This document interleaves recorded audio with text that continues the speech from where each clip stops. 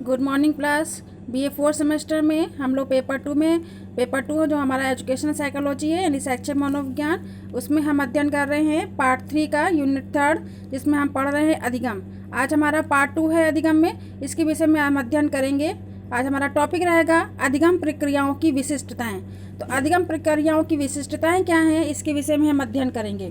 तो हम देखते हैं कि अधिगम की परिभाषाएं जो हमने पढ़ी थी उसके आधार पर अधिगम प्रक्रिया जो है उसकी निम्न विशिष्टताएं यहाँ पे दी गई हैं। जिसमें पहला हमारा है कि अधिगम एक सार्वभौमिक प्रक्रिया है, यानी कि अगर हम देखें इसकी बात करें, लर्निंग इज अ यूनिवर्सल, यानी सीखना क्या है, एक प्रक्रिया है जो क्या होती है, सार्वभौमिक होती है। यानी कि प्रत्येक मनुष्य प्रत्येक समय कुछ न कुछ क्रिया करता रहता है और सीखता रहता है, इसलिए कहा गया है कि अधिगम क्या है, एक सार्वभौमिक प्रक्रिया के रूप में इसको कहा गया है।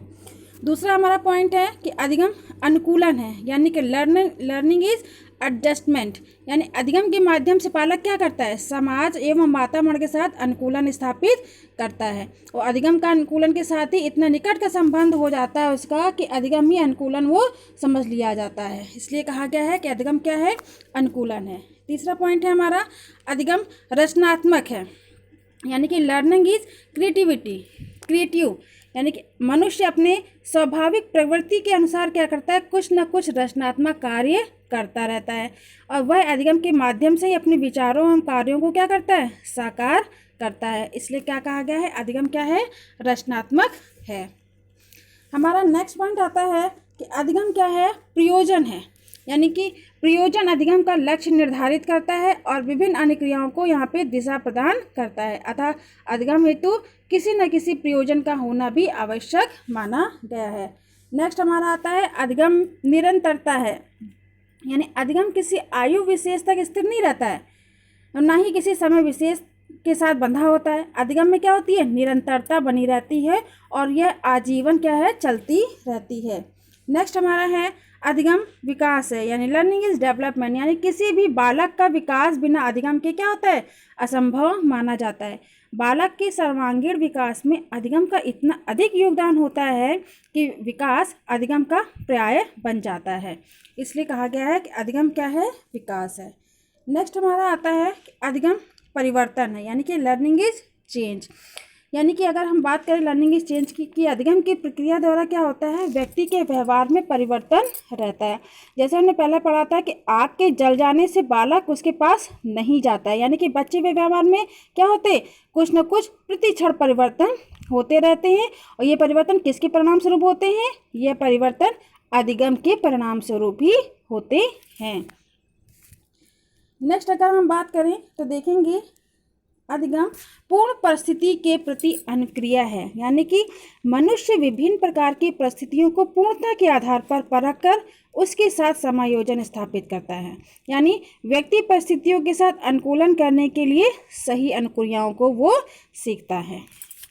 नेक्स्ट है अधिगम स्थानांतरणीय है, यानी कि किसी एक परिस्थिति में व्यक्ति द्वारा जो भी सीखे गए कौशल एवं समस्याएं होती हैं उसके समाधानों का उपयोग वह कभी कभी मिलती जुलती हुई परिस्थितियों में भी कर लेता है। यानी हमने पहले ये कोई चीज़ सीखी हुई है, पहले हमने कुछ पढ़ा हुआ है और उसी तरीके कोई क्वेश्चन हो जाता है तो हम लोग क्या करते हैं, उसका उसी से हम लोग आंसर को रिलेट करते हैं, यानी अधिगम क्या है, अधिगम स्थानांतरणीय है।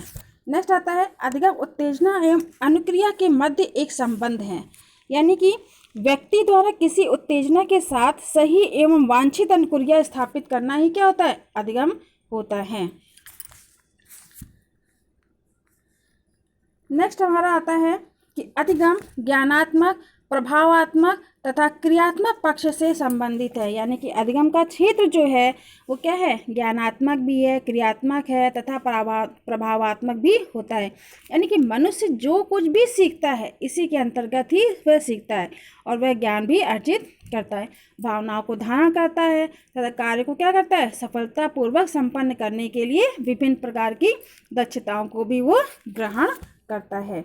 और हमारा नेक्स्ट है कि अधिगम एक प्रक्रिया है, यानी कि बहुत से मनोवैज्ञानिकों ने अधिगम को क्या माना है, एक प्रक्रिया माना है। क्या आगे, लर्निंग इज अ प्रोसेस, क्योंकि यह प्रक्रिया जीव और वातावरण के मध्य क्या होती है, निरंतर चलती रहती है।